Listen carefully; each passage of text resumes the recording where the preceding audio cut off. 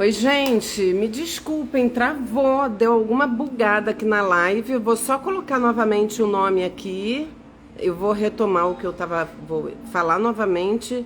Vou esperar vocês entrarem. Entrem de novo, porque bugou completamente. Ai, que coisa, que coisa. Não sei se foi a minha internet, se foi o próprio Instagram, mas eu acho que foi o Instagram, porque bugou de um jeito que nunca aconteceu. Tipo, fechou e, enfim, travou a minha imagem. Eu não sei se vocês estavam me ouvindo, mas pra mim ficou completamente congelado. Então tenham paciência, não sei o que houve, mas estamos aqui de volta. Esperar só o pessoal chegar aqui de novo pra ninguém do céu. Tirei até do Wi-Fi, tá travando toda hora esse negócio. Paciência aqui para o negócio funcionar. Live, colabore comigo, Instagram, internet. Vamos lá, deuses da internet funcionem. É muito chato a live travando toda hora, gente, muito chato. Vou dar 2 minutinhos para vocês entrarem aqui. E até sumiu o meu comentário do tema da live hoje. Gente, me desculpem da confusão, isso aí não tenho controle sobre isso. E é isso que a gente tem que aprender, né? Pra não ficar ansiosa. A gente não controla tudo. Isso aqui é teste de paciência. Comentário fixado, vamos lá. Pronto. O povo já chegou de volta? Vamos lá? Gente, vamos agora tentar. Boa noite, Elisiane. Desculpem aí as quedas de internet, de, sei lá, bug do Instagram, não sei o que houve. Enfrentamento aparecendo. É o exercício de paciência. Nós somos seres espiritualizados elevados. A gente vai enfrentar isso aqui bem. Mas vamos lá então, gente. Vamos ao assunto. Vou novamente, só lembrando, o pessoal que chegou agora, vou fechar os comentários. Boa noite, Franci. Vou fechar os comentários ao final da live. Eu vou abrir novamente. Vocês anotem as dúvidas, as questões, os comentários, para no final da live eu abrir e tirar todas as dúvidas de você, tá bom? De vocês. Desativar comentários. Essa foi a melhor fórmula que eu encontrei, gente, porque quando tinha menos gente na live, eu ficava sempre dialogando com vocês no decorrer aqui do assunto. Mas começou muita gente a falar e eu comecei a me perder no assunto e deixar de falar coisas importantes. Então eu fecho os comentários para eu conseguir me concentrar um pouco mais e trazer as informações de uma maneira mais encadeada e coerente, tá bom? Mas anotem todas as questões que no final eu abro e a gente fica aqui até esclarecer tudo, sem nenhum problema. Então vamos lá, gente, vamos falar das formas de enfrentar a ansiedade, né? Como eu falei, eu quero trazer de uma maneira bem prática. A maior parte das pessoas que me seguem aqui vieram por conta do tema ansiedade, que é o tema que eu abordo aqui com muita frequência, porque é o meu tema preferido de estudo da vida, porque eu mesma já passei por problemas de ansiedade. Então, há 10 anos atrás, quando eu tive as minhas questões de ansiedade, eu resolvi estudar mais a fundo, além do que eu já conhecia, porque depois que eu experimentei o que é sofrer de ansiedade, eu tive um outro olhar sobre tudo.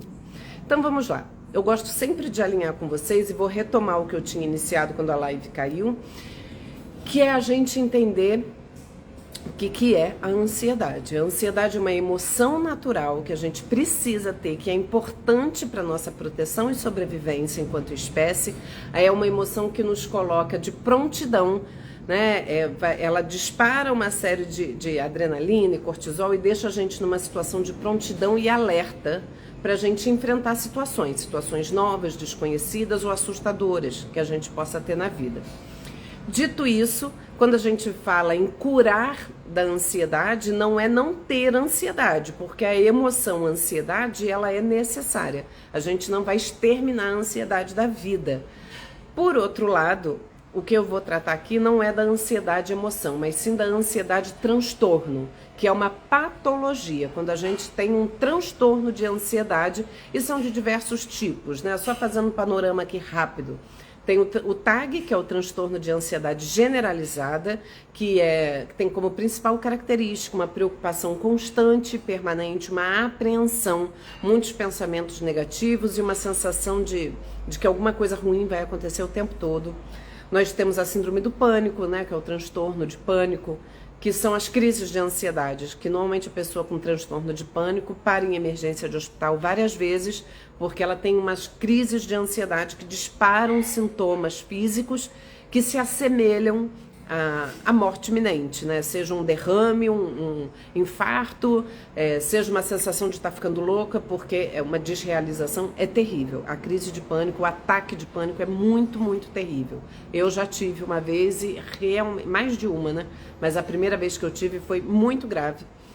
Muito grave, assim, de todos os sintomas, tudo que eu lia, eu senti e eu jurava que estava infartando, né? Mesmo com todo conhecimento teórico, quando a gente experimenta aquela sensação, eu jurava que estava infartando. Quem já me conhece, eu já contei essa história. Eu parei o carro na linha vermelha, fui de viatura da polícia para o hospital da polícia, com sirene ligada, segurando a mão do policial, falando, estou morrendo. Eu cheguei lá, eu não ficava em pé. Foi uma coisa bizarra. É impressionante a capacidade que nossa mente tem, né, de produzir sintomas que são muito reais. E lá eu fui, enfim, fui tratada, viram o que era, eu sei que me deram um calmante, aquele que todo mundo que já teve um ataque de pânico já viveu. Outro tipo de ansiedade é o TEPT, que é o transtorno de estresse pós-traumático, pessoas que passaram por situações traumáticas e passam a desencadear crises sempre que elas se veem diante de situações semelhantes àquelas que elas viveram. Tem as fobias são medos específicos, né? Fobia de elevador, de altura, de cachorro, enfim, são várias fobias que a gente tem. Enfim, esses são tem o TOC, né, que é o transtorno obsessivo compulsivo, que é um transtorno de ansiedade. Então a gente tem vários tipos de transtornos de ansiedade.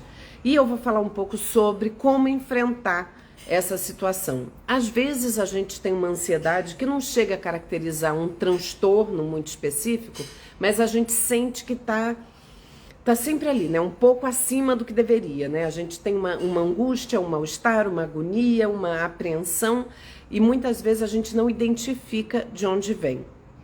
Então serve para esses casos também, né? Que é uma ansiedade patológica que a gente vive.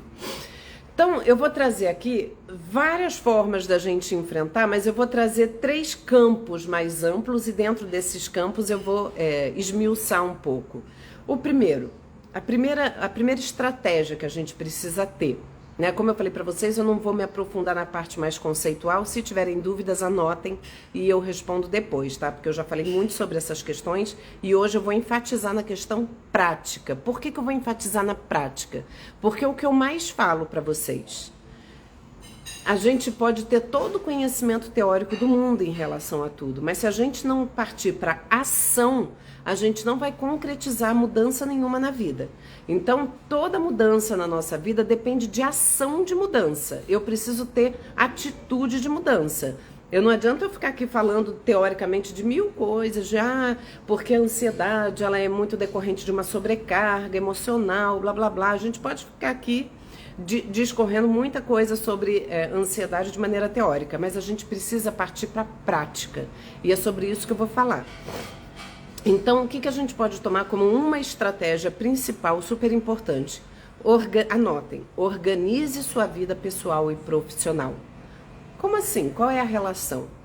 Gente, a pessoa ansiosa, normalmente a gente se vê ansiosa quando tem uma situação, às vezes tem uma sensação de ter mais coisa para dar conta do que consegue. Muitas demandas, né? Normalmente pessoas ansiosas são muito hiper responsáveis. Elas se sentem responsáveis excessivamente em tudo que acontece. E aí quando você tem muitas demandas, você acaba se desorganizando. O caos, quando a gente vive no caos, ele é extremamente ansiogênico, né? A gente viver num ambiente desorganizado ou numa rotina completamente sem um mínimo de organização, isso vai gerar ansiedade, porque eu vou ter a sensação de, meu Deus, eu não sei nem por onde começar. Então, entendam, quando eu falo que a rotina ela é estruturante, é porque criança pequena a gente faz o quê? Para criança, né, que não tem horário para nada, o bebezinho não tem noite, não tem dia, não tem nada. Aos poucos a gente vai introduzindo uma rotina na vida daquele bebê para ele poder se organizar, até começar a sentir fome nas horas adequadas, dormir na hora que tem que dormir. A gente vai instaurando ali uma rotina para aquela criança começar a viver melhor, né? A ter mais qualidade de vida, conseguir organizar a vidinha dela e começar a se entender ali como gente e como uma pessoa que tem uma rotina. A rotina ela é estruturante, então entendam, a gente precisa ter rotina. inclusive para o sono, né? A gente tem vocês que me acompanham aqui nos stories e tal, sabem que eu tenho uma rotina bastante estabelecida.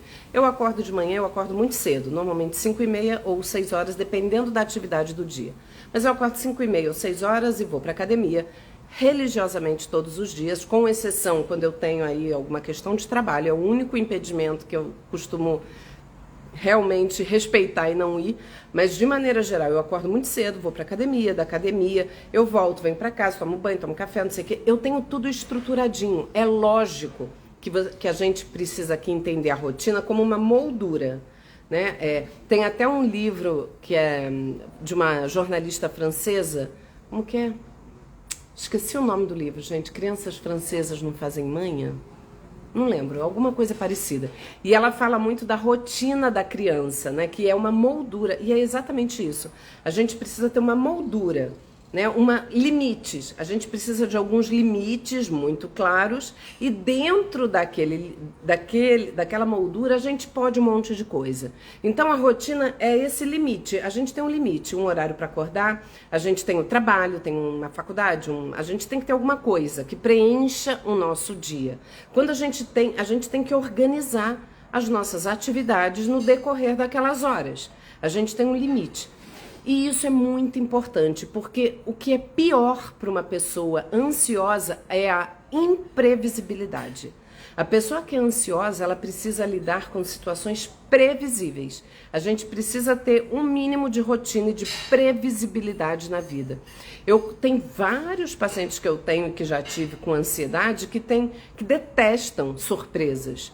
Não gostam nem de surpresa boa. Não gostam de ser surpreendidos, né? É claro que isso é numa situação um pouco mais patológica, e ter um pouco de surpresa na vida é importante, senão a vida vira um tédio, não é para ser isso. Mas para vocês entenderem o quanto que é importante a gente ter uma rotina. Eu tenho que ter horário. Isso vai me favorecer no meu horário de sono. O nosso cérebro, ele lida com hábitos, a gente cria hábitos, a gente vai se condicionando a dormir e acordar no mesmo horário. E isso é muito importante para a nossa saúde mental. Eu falo isso para vocês assim imensamente. Por que essa estratégia de organizar a vida pessoal e profissional é importante? Para favorecer a nossa saúde mental. É impossível ter saúde mental no caos, é muito difícil. Impossível talvez seja extremo, mas é muito difícil. A gente precisa ter um mínimo de previsibilidade e rotina. Eu não posso todo dia acordar e pensar, o que eu vou fazer do meu dia hoje? É insuportável. Por quê? Porque tomar decisão gera ansiedade. Se eu tiver que todo dia decidir o que eu vou fazer da minha vida hoje, eu não tiver o mínimo de previsibilidade, isso vai ser muito desgastante para o meu cérebro, inclusive. Eu vou ficar mentalmente cansada. Então, entendam isso, né? Por mais que a gente fale, eu conheço muita gente que tem uma rotina extremamente bagunçada, né? Que não tem horário para dormir, não tem horário para acordar, não tem horário para comer, não tem horário para nada. E a vida fica de cabeça para baixo. E a pessoa não se organiza, é daquela que chega e não encontra nada, né? A organização, ela também é funcional, organização até de ambiente, né, de você ter um ambiente minimamente organizado, um lugar onde você guarde seus documentos, uma mesa onde você, né, tem lá suas coisas de trabalho, de estudo. A gente precisa disso. Se a gente não tem isso, a gente fica perdido, achando que não vai dar conta, que é muita coisa. E aí a gente bota eu falo que na nossa cabeça fica um varal de pendências e a gente vai pendurando aquelas pendências e aquilo vai ficando ali desesperado. E a gente precisa planejar.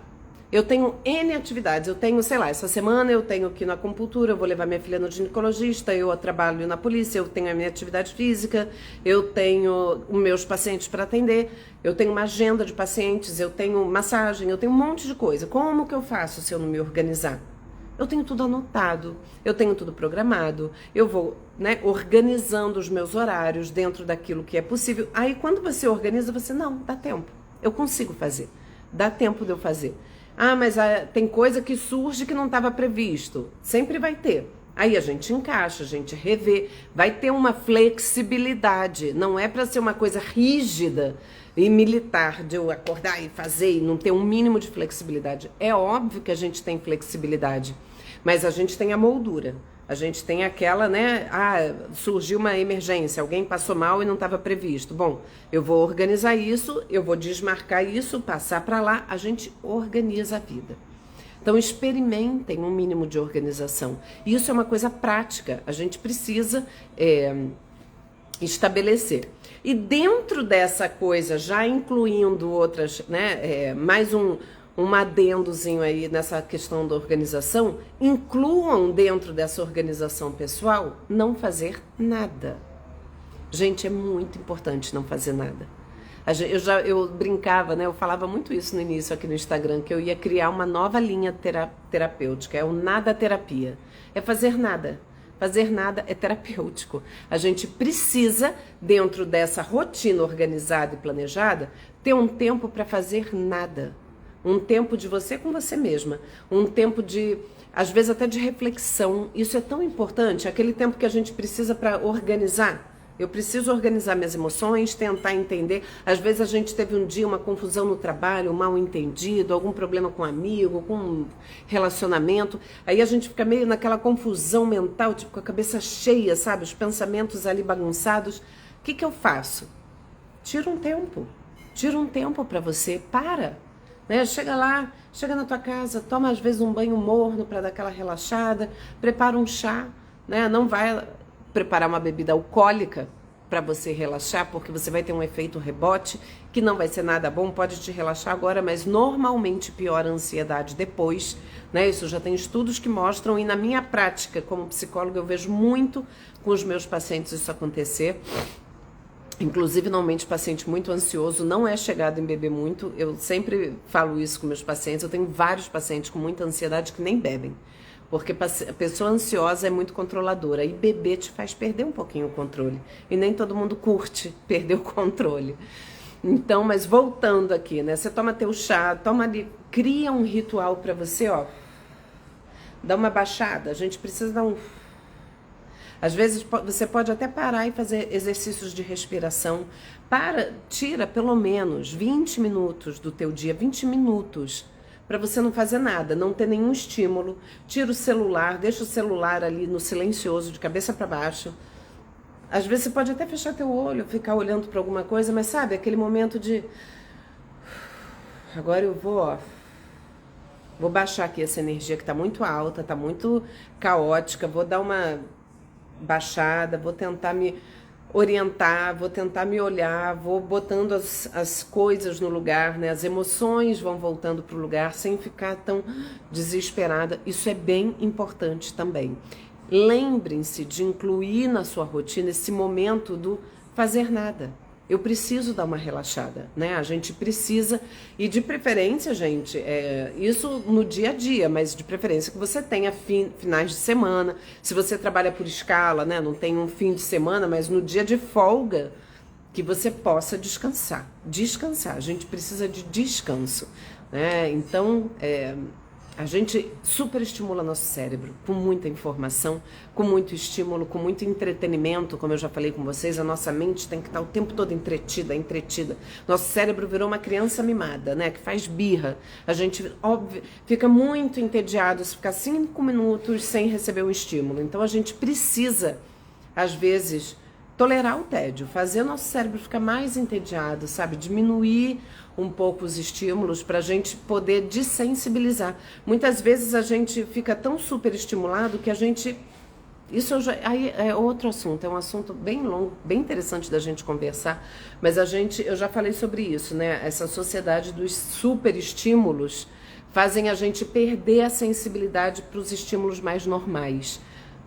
Um exemplo, ninguém mais ouve, me incluo nisso, ninguém mais ouve áudio de WhatsApp na velocidade 1.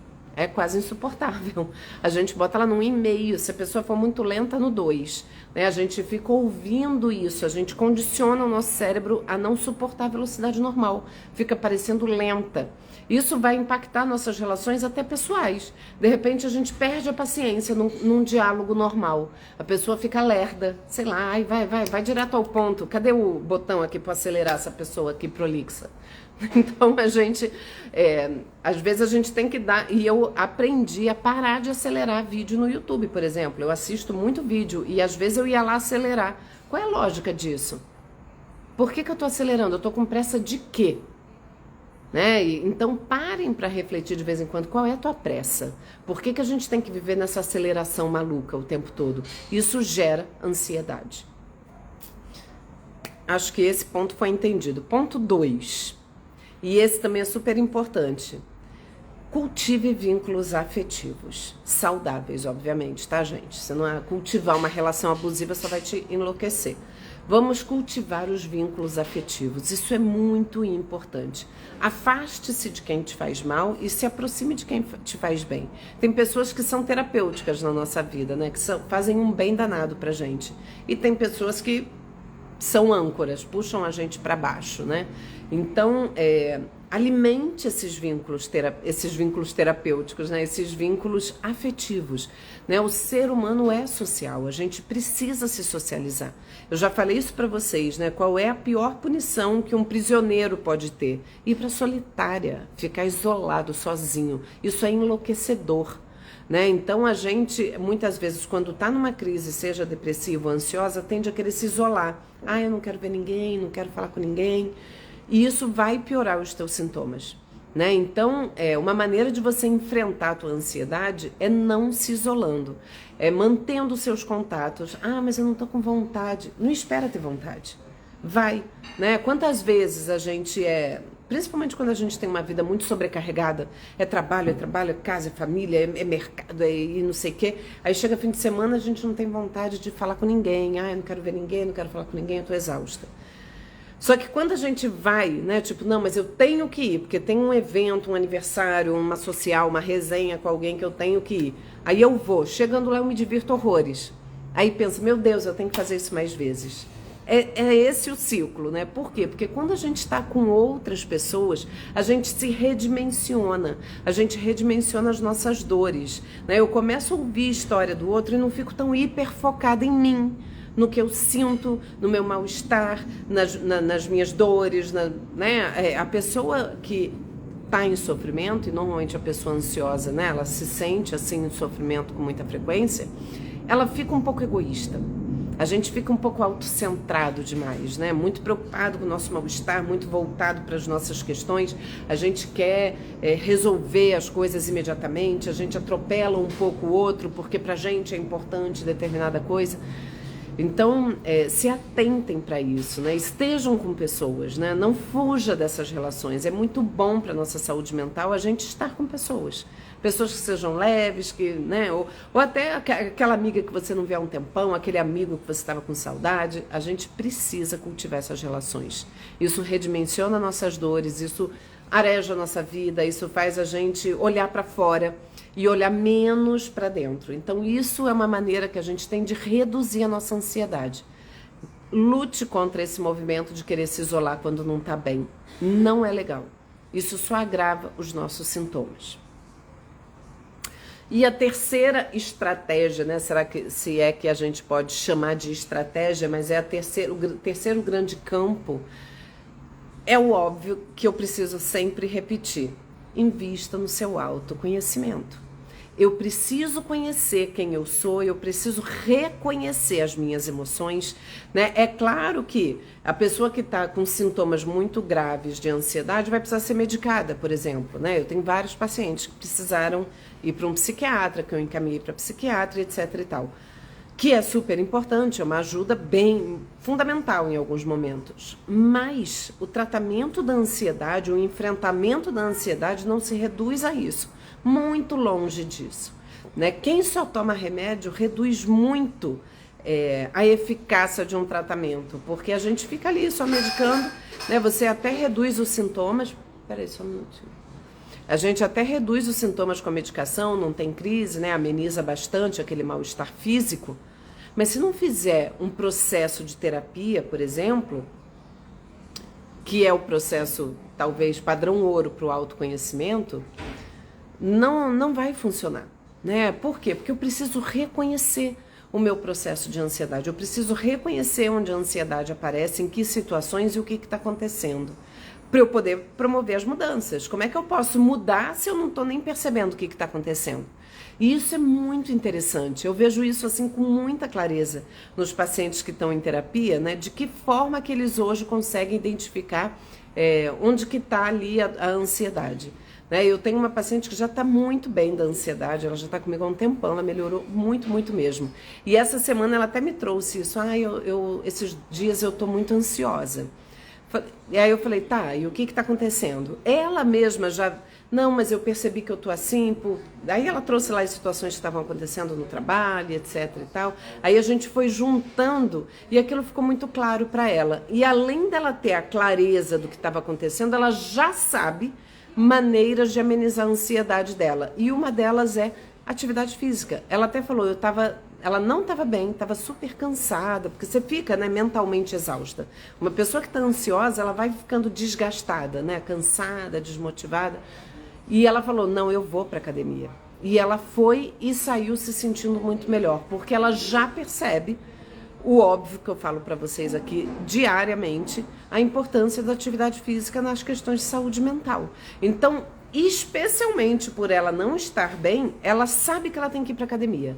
Mesmo sem querer, mesmo sem vontade, mesmo cansada, ela vai, porque ela sabe que ela vai sair muito melhor. E foi exatamente o que ela fez. Né? Ela fez isso, aí ela foi ver uma série que ela gosta muito, que deixou ela com a cabeça mais leve, que é uma outra forma de enfrentar a ansiedade, que é distraindo um pouco a mente daquele problema, quando é um problema, né, que fica ali ruminando na tua cabeça, não adianta ficar ali fixa naquele problema.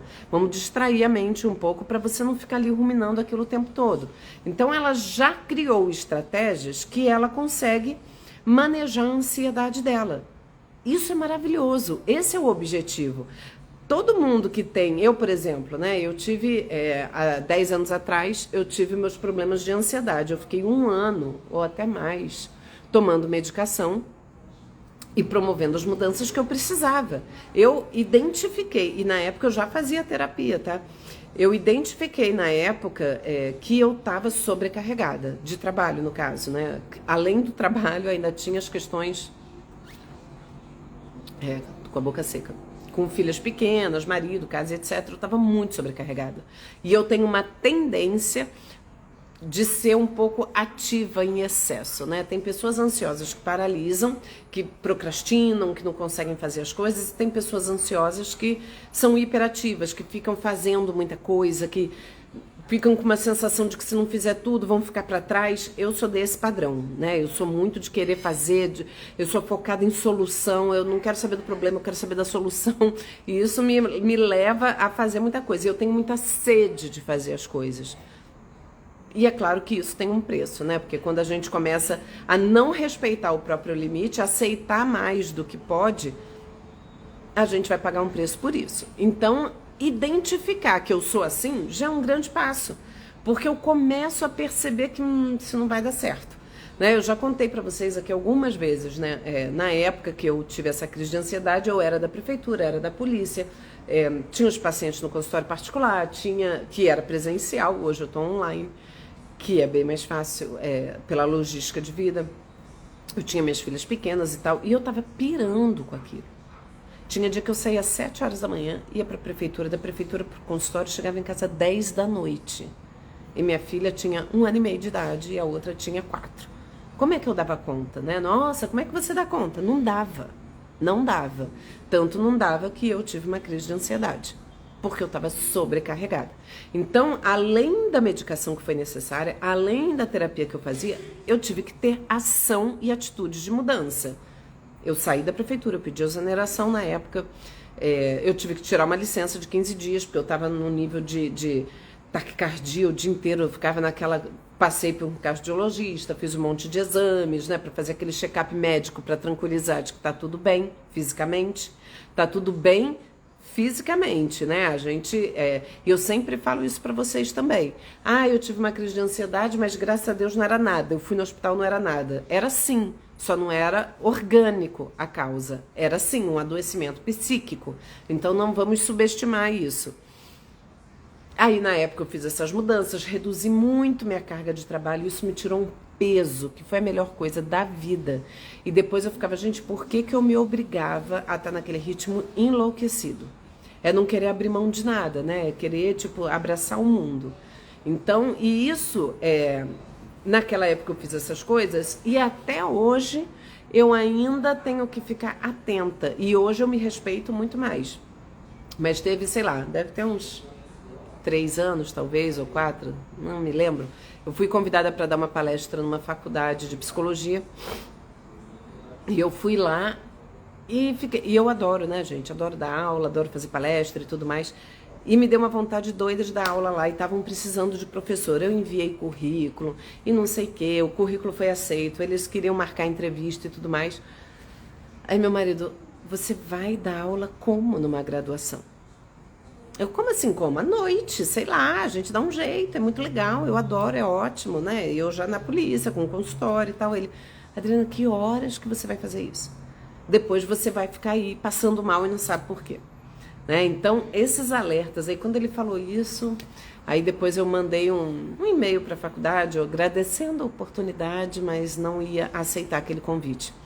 Isso é reconhecer o próprio limite. Seria uma coisa muito boa, mas, gente, não dá, nós somos um só, né? Eu não ia dar conta de tudo, aquilo ia me fazer mal a médio e longo prazo. Então, a gente precisa se conhecer, reconhecer, né, que a gente tem que fazer escolhas, não dá para ser tudo e abraçar tudo e dizer sim para tudo. A gente precisa conseguir manejar isso. E isso se dá através do autoconhecimento. De eu perceber e falar, realmente, apesar de eu querer muito, não é uma coisa que vá me fazer bem a médio e longo prazo. Eu preciso perceber isso. Eu preciso perceber que aquela crise de ansiedade que eu tive quando eu estava dirigindo não era medo de dirigir. Não tem nada a ver com medo de dirigir. Sempre dirigi. Como é que eu ia ter um problema com aquilo? A questão que eu tinha, né, e que depois, lógico, né, gente, depois foi bem desafiador para mim, e essa também é uma maneira de enfrentar a ansiedade, que foi o que eu usei, que não é fácil. Eu continuei, eu parei 15 dias, tirei uma licença médica, né, até por indicação médica mesmo, e fiz meus exames e tudo mais, e voltei a trabalhar. E voltei a pegar a linha vermelha, voltei a dirigir, e toda vez que eu dirigia era com o coração disparado, porque eu tinha medo de ter outra crise.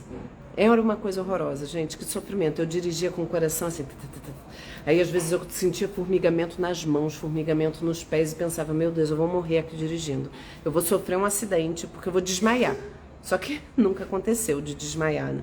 E eu usava essas estratégias, né, de controle de respiração, às vezes eu ligava para alguém, né, ligava e ia conversando, normalmente, sei lá, para minhas irmãs, eu ligava para alguém e ficava, vai, conversa comigo, me distrai, pelo amor de Deus, porque eu estou dirigindo nervosa. Era insuportável. E isso durou um tempo. Mas passou e, obviamente, hoje eu dirijo, viajo, faço tudo. O que acontece? Quando a gente tem um problema de ansiedade, a nossa tendência é a evitação. A gente quer evitar aquilo que causou ansiedade. E aí a gente começa a se limitar na vida. Ai, não vou ali, não vou dirigir mais porque foi quando eu tive uma crise de ansiedade. Se eu tiver outra, como é que eu faço? Aí aquele medo me faz não dirigir mais. Daqui a pouco, eu tô com medo até de andar sozinha. E aí a gente vai, nessa tentativa de evitar aquilo que gera ansiedade, a gente limita a nossa vida. Então, uma coisa importante da gente ter é que a gente precisa enfrentar os nossos medos. Quem é ansioso convive com o sentimento de medo, com a emoção do medo o tempo todo, né? Sempre tem medo de alguma coisa, medo de morrer, medo de que, sei lá, pensamentos que são catastróficos, medo de que alguma coisa vai dar errado, eu tenho uma prova para fazer, eu tenho medo de ir mal, eu tenho um trabalho para entregar, eu tenho medo de ser não sei o quê, eu tenho, sei lá, ansiedade social, eu tenho medo de ser julgada, de ser mal avaliada, então o medo está sempre muito presente. A gente não pode deixar que esse medo domine a nossa vida. A gente precisa entender esse medo. É medo de quê? Por que eu estou sentindo isso? A ansiedade, ela é um sintoma. Ela diz algo sobre nós. Eu sempre explico isso para vocês. Desculpem. É como a febre. A febre é um sintoma. E é importante que a febre exista, porque a febre sinaliza para alguma coisa que não está indo bem no nosso corpo. A ansiedade é um sintoma psíquico, né? O transtorno de ansiedade é um sintoma psíquico que sinaliza que alguma coisa não está indo bem, que a gente precisa cuidar. Né? Eu considero até que a ansiedade ela pode ser boa, porque ela faz a gente parar. Né? Muitas vezes, se eu não tivesse tido aquela crise de ansiedade, talvez eu tivesse vivendo uma vida muito ruim, porque estava muito ruim para mim. Eu estava muito desgastada. Muito. De repente eu permaneceria quanto tempo naquela situação? De repente minhas filhas iam crescer e eu falar, meu Deus, eu nem vi minhas filhas crescerem. Eu estava trabalhando feito uma doida. Por quê? Pra quê? Por que que eu faço isso? Então, às vezes a ansiedade ela chega para te dar peraí, né? O que está acontecendo? Dá uma olhada aí na tua vida, né? Às vezes você está numa relação abusiva e começa a ter um monte de sentimento de crise de ansiedade, não sei o quê. Como é que tá essa relação tóxica aí? Até onde você vai aguentar isso? A ansiedade, às vezes, ela vem pra, enxerga isso, sabe? É um sinal de que a coisa extrapolou, né? Às vezes você tem que tomar uma decisão importante e não consegue, aí começa a ficar ansiosa. Por que eu tô ansiosa? Eu tenho que tomar uma decisão, eu preciso ver isso. Então, comecem a enxergar também a ansiedade como uma aliada. Para você se conhecer, a ansiedade está dizendo algo sobre mim. Ela está me mostrando que tem alguma coisa que está errada. Né? Normalmente, gente, tem a ver com essas situações. Decisões que eu preciso tomar e não consigo, situações que eu sinto que eu estou impotente, sobrecarga e eu quero dar conta de mais coisa do que eu posso, hiperresponsabilidade, eu me sinto responsável por tudo e por todos, carrego um monte de cruz que não é minha. Né? Então a gente começa a perceber isso no autoconhecimento. Né? O autoconhecimento, gente, é isso. Eu olhar para mim, olhar para minha história, olha para sua vida, olha assim, escreve, coloca num papel ali, né? Como é que tá a sua vida agora? Como é que tá a tua rotina? Quantas horas você dorme por noite? Você tem dormido bem? Qual é a qualidade do teu sono? Você acorda descansada? Ou você acorda com aquela sensação, nossa, tô morta? Se você acorda exausta, é porque teu sono não é reparador o suficiente. E a gente precisa, só para finalizar e eu abrir aqui para vocês, a gente precisa manter o tripé da vida saudável. Alimentação boa, saudável, noites de sono que sejam... me fugiu a palavra. Que sejam satisfatórias, né? Um sono que seja reparador e atividade física. Esse tripé a gente precisa não só para o enfrentamento da ansiedade, mas para a nossa saúde mental. É o nosso autocuidado, é aquilo que a gente precisa trazer para a nossa vida como base. Isso aí é a base da vida para eu construir as coisas. Se eu não tiver essa base, a construção vai ser, frágil, vai ser esquisita. Eu preciso ter essa base, que é essa rotina saudável, né? Rotina saudável não quer dizer acordar às 6 horas da manhã e ir pra academia como eu vou não, tá, gente? Rotina saudável é você ter horas de sono reparadoras, uma alimentação saudável e atividade física. De que forma isso vai se dar? Depende da vida e da rotina de cada um. Tá? Cada um, tem gente que produz melhor à noite, que dorme meia-noite e acorda às 8, tá tudo bem. Se teu sono for reparador e você dorme bem, tá tudo bem. Aí, eu prefiro malhar 8 horas da noite, aí durmo meia-noite, tá tudo bem. Você só precisa tentar manter esses 3 pilares aí de sustentação para você. E todas essas outras coisas que eu trouxe, que eu acho que é muita informação, mas que é muito importante. Né? E o autoconhecimento é isso. Olha para a tua rotina, ouça seus pensamentos. Esses 20 minutos que você tira de reflexão é um momento de você avaliar. Né? Por que fulano falou alguma coisa e que te deixou chateado, por exemplo, né? A pessoa ansiosa, ela tende a ficar remoendo muitas coisas que acontecem, né? Aconteceu uma situação qualquer e aquilo fica, eu falei aquilo, não devia ter falado. Sei lá, já aconteceu de paciente falar que passou um dia angustiado porque viu um conhecido na rua e não cumprimentou. E ficou com aquilo na cabeça, eu não cumprimentei, ele vai achar o quê? Ele vai ficar chateado, E passou ruminando isso. Gente, isso é enlouquecedor. Não é uma coisa que mereça tanta atenção. Então, chegar no fim da noite e fazer essa reflexão, nossa, mas eu fiquei o dia inteiro preocupado com isso, que bobagem. Né? A gente conseguir olhar para isso é super importante, né? Anotem coisas. Teve uma ideia, lembrou de alguma coisa importante? Anota, né? Você tem alguma coisa para fazer? Anota. A gente precisa, isso faz parte do planejamento também, né? Só para última coisinha, gente, é que é tanta coisa. Eu devia fazer 55 lives falando, porque é muita coisa. Mas uma coisinha que funciona muito, que é uma dica legal também, é a gente realmente anotar aquilo que a gente... aquele pensamento ruminativo. Eu devia ter falado com a pessoa e não falei. Eu devia ter... Anota, bota isso. Não, lembrar de ligar para o fulano e conversar sobre isso. Aí depois que você anota, é como se você tivesse tirado da tua mente e colocado ali. Né? E aí tem uma estratégia que eles chamam de, tipo, você tirar um momento do teu dia, escolhe um momento do teu dia para você pensar nas suas preocupações. Né? Se você é uma pessoa que tem TAG, que passa o dia inteiro preocupado, ao invés de passar o dia inteiro, separa um horário do teu dia. Tipo, não, entre 4 e 5 da tarde, eu vou tirar para me dedicar às minhas preocupações. Então você tá lá de manhã, aí tá com uma preocupação, anota, pega o teu caderninho de preocupações, anota. Pensar sobre isso. Aí deixa pra lá. Isso pode parecer uma coisa quase boba, mas não é. É muito eficiente, porque você coloca ali, isso alivia a tua mente. Eu não preciso ficar, não posso esquecer. Você anota. E aí deixa lá. Não, isso aqui é pra eu pensar na minha hora da preocupação. Aí você tá lá trabalhando, veio um outro problema. Anota. Lembrar de falar com meu marido sobre não sei o quê. Anota.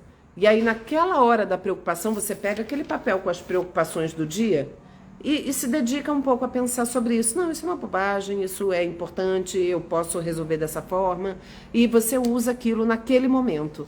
Você restringe o tempo de preocupação na tua vida. E isso funciona. Funciona. Experimentem e depois me contem.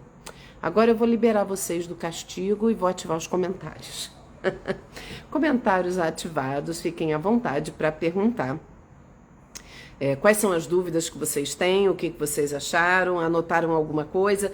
É muita informação que eu trago aqui sempre, né? Eu tenho a impressão às vezes que é tudo confuso porque é informação demais, mas por isso que depois fica salva a live lá no YouTube para vocês reverem.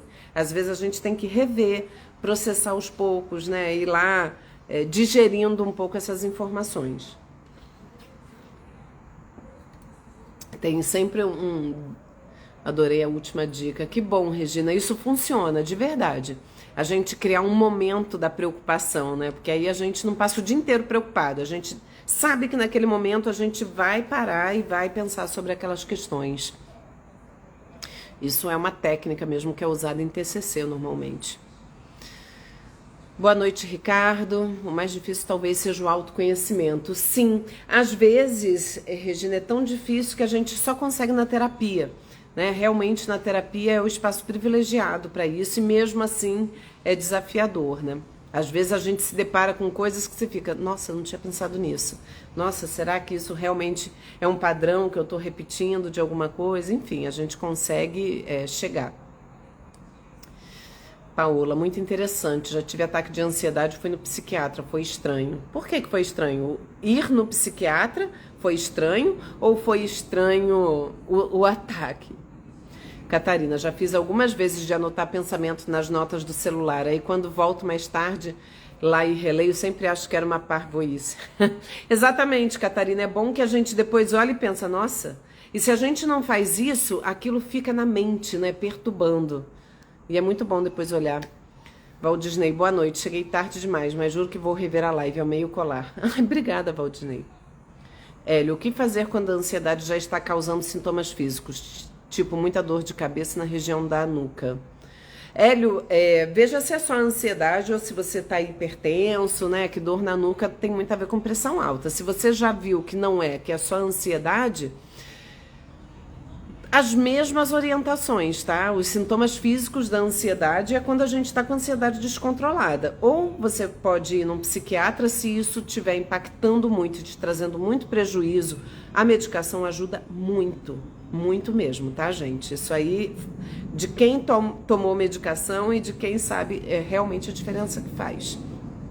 Mas tem algumas pessoas que são muito resistentes à medicação psiquiátrica. Se for o teu caso, você tem que fazer atividade física regularmente, isso ajuda muito. Eu já falei com vocês, 150 minutos de atividade física por semana equivale em 3 meses ao uso do antidepressivo. A gente precisa elevar a serotonina para melhorar a ansiedade.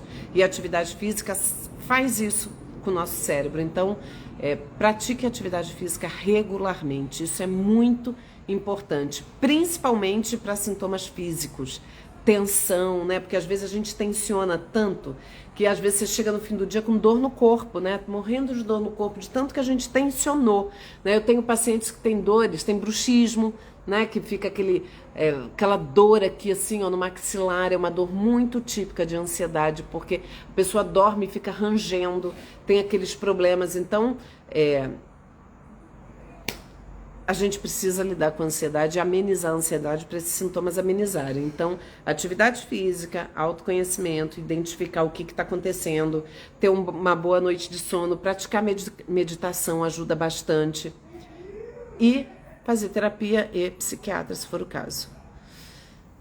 Matheus, por que comentários ficam desativados? Demora para abrir, já nem lembro mais o que ia perguntar. Então, Matheus, eu aviso isso sempre, você não devia estar no início da live.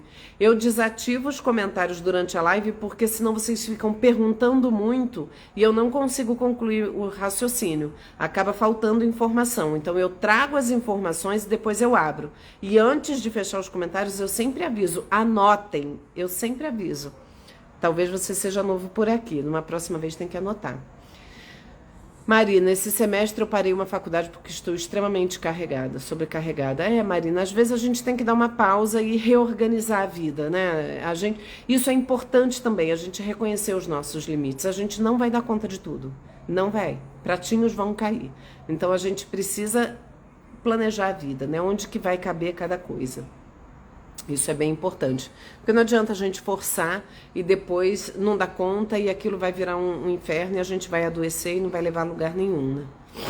Paola, estranho os meus pensamentos obsessivos, deu uma pirada. Os pensamentos obsessivos realmente é bem infernal, né? Cristina, boa noite, muito interessante, me senti abraçada pelo seu direcionamento. Que bom, Cristina. Marina, fui ao psiquiatra, ele receitou um remédio, mas parece que a quantidade de miligramas não está fazendo efeito. Normalmente, Marina, você começa com uma dosagem, depois ele vai ajustando. Por isso que é importante fazer o acompanhamento com o psiquiatra, porque ele vai ajustando. Tem pacientes que só se adequam com uma coisa maior, né? Eu já tive paciente que ansioso, estava tomando, sei lá, sertralina 25 miligramas. Começa com 25, aumentou para 50, para 75 e para 100. Chegou em 100 miligramas, ela ficou sonolenta. Não é para ficar sonolenta.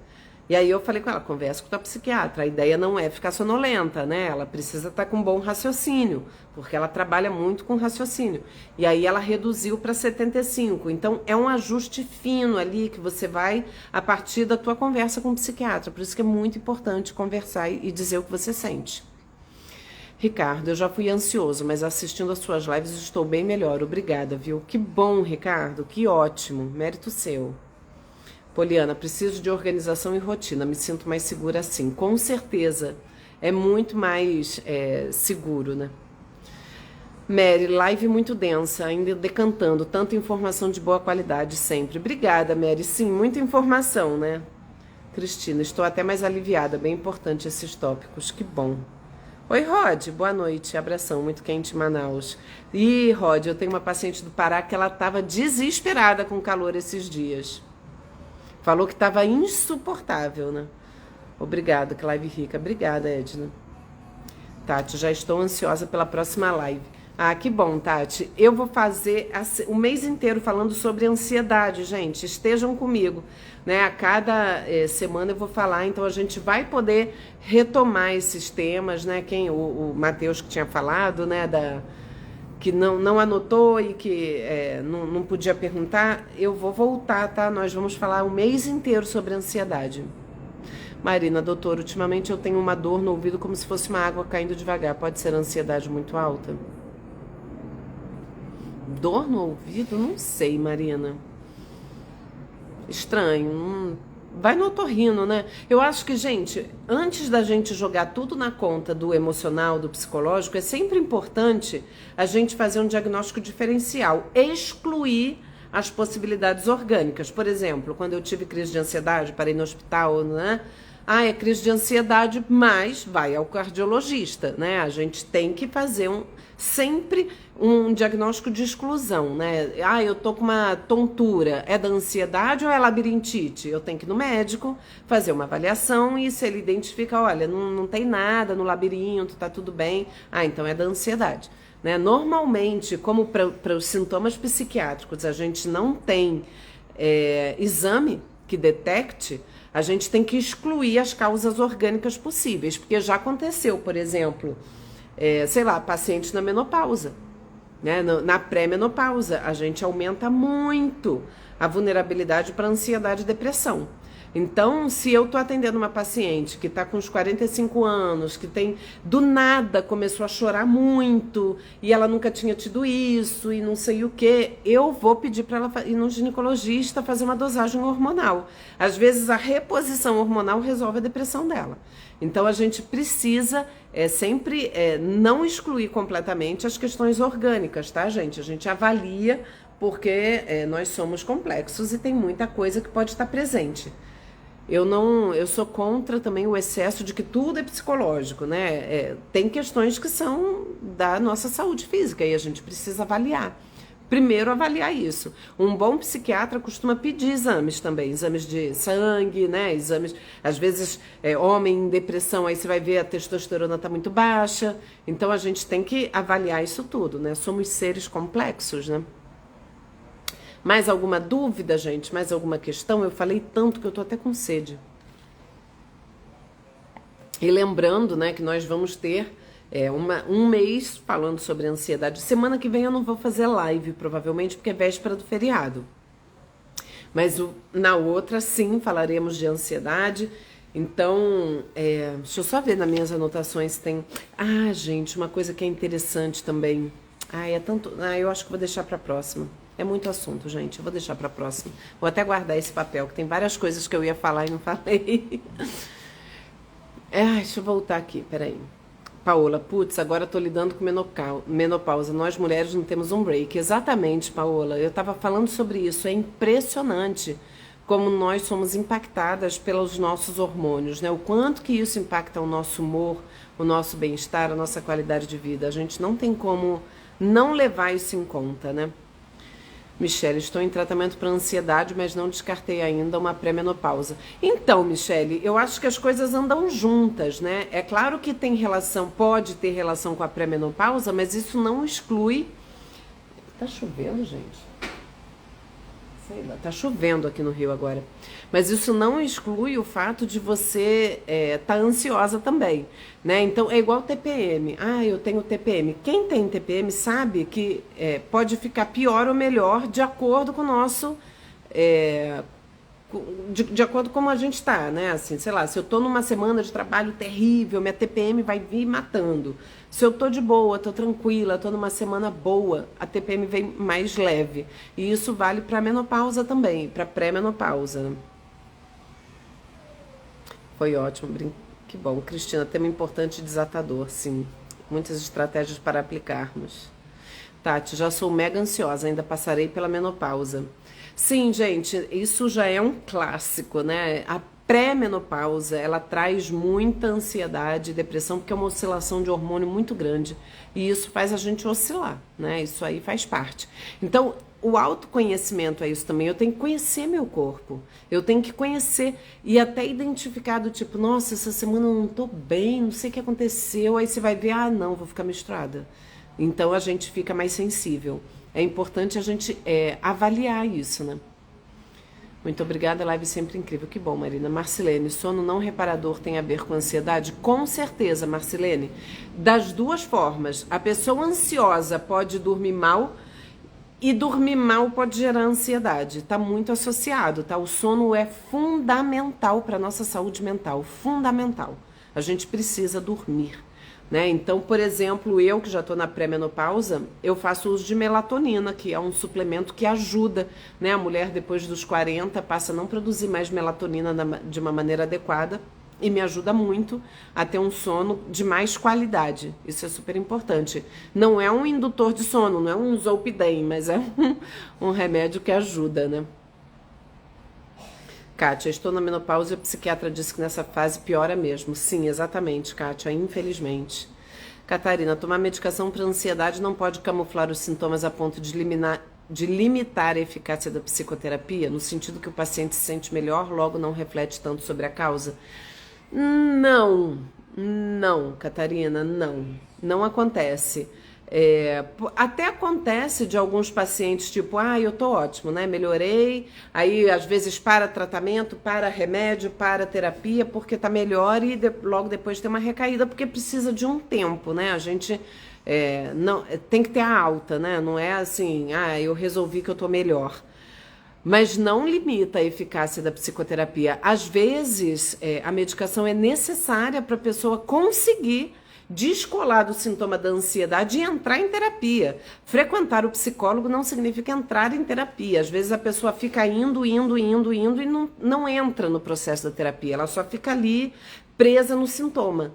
Ela, porque meu problema é porque... Não, o meu único problema é porque eu tenho uma ansiedade... Sei lá, acontece uma situação e a pessoa fica presa no sintoma. Aí é muito ruim. Quando você tira o sintoma, a gente consegue, agora vamos conversar. Né? Enquanto o sintoma ele é muito prejudicial para a pessoa, ela fica presa naquilo, atrapalha bastante, inclusive. Então, não atrapalha a eficácia, a medicação não, tá? Ela, ao contrário, é um excelente adjuvante, assim.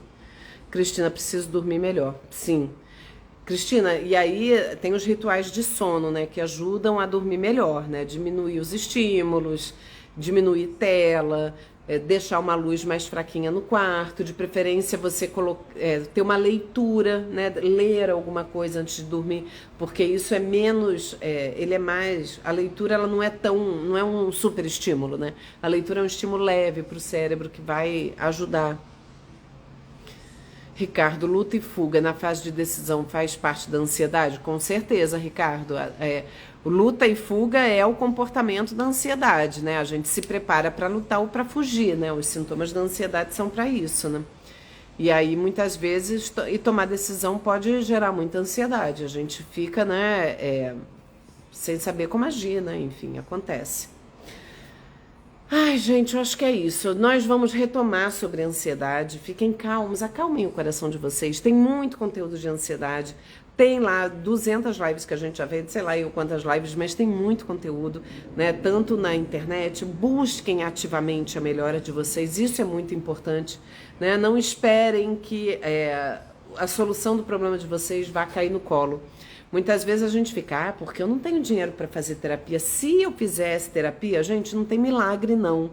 Lembre-se que vocês podem e devem fazer essa autorreflexão, né? Se vocês fizerem um pouquinho disso que eu falei, né? Organizar a vida pessoal e profissional, alimentar os vínculos afetivos que são importantes, investir no autoconhecimento, vocês já vão estar dando passos importantíssimos. E isso não precisa ser... É lógico que com psicólogo é muito melhor e muitas vezes o autoconhecimento sem um psicólogo fica muito mais difícil, mas é possível. Então, pensem nisso, tá bom? É isso. Semana que vem, então, a semana que vem não vai ter live, como eu falei, mas a gente vai se falando aí ao longo da semana. Fim de semana eu sempre abro as minhas caixinhas de desabafo aqui, né, onde vocês mandam perguntas e a gente conversa bastante. Então a gente segue junto aqui, tá bom? Um beijo pra vocês, obrigada e até a próxima live, tá bom? Tchau, Cristina, de nada. Ricardo, live incrível, doutora Adriana, obrigada pelos ensinamentos. Que bom, Ricardo. Gratidão, doutora. Beijo, Tati, obrigada e boa noite. Beijo, Regina, beijo, ó. Beijo pra vocês e até a próxima live.